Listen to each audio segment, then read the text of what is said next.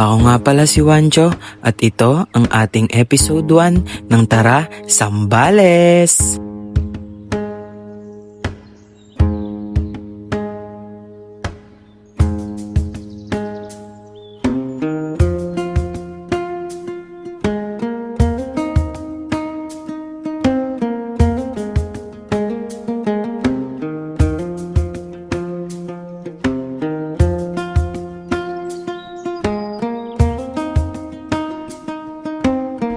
Ito ang bayan ng Palawig. Marahil kilala nyo ang bayang ito dahil sa Bagsit River na dinadayo dahil sa malinaw na tubig nito.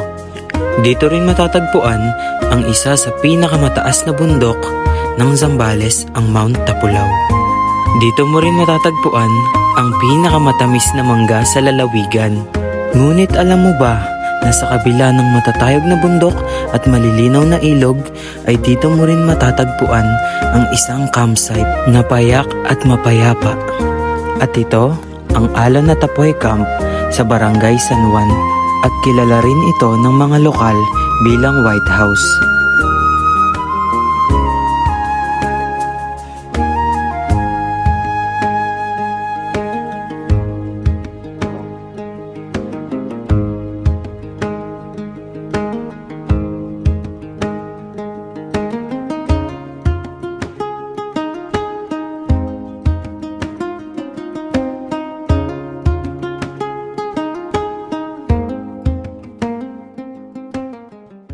Hi everyone, Chris De La Cruz, owner of Alon na Tapoy Campsite here at Palawig, Zambales.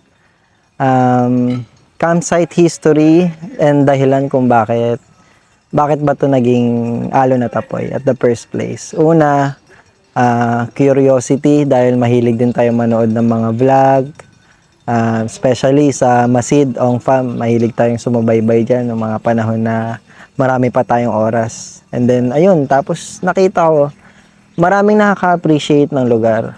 Dahil maraming puno, maraming pine tree, may maganda tayong dagat. Unang-una sa lahat, yung raw vibes na, yung parang, ang sarap mag-senti, ang sarap mag-relax, parang ang sarap lang tumunganga at magkape. At ayun, ini-invite ko kayo guys, na magpunta, bisitahin nyo kami dito sa Alon na Tapoy. Meron tayong RC course na pwede kayong maglaro. May ATV ride tayo, pwede kayong mag-fishing, and pwede kayong mag-swimming sa dagat. Siyempre, gustong-gusto ko magpasalamat sa mga walang tigil na sumusuporta dito sa Alon na Tapoy. Ang The Campers, Wanch Episode, kay Brother Wanch Episode.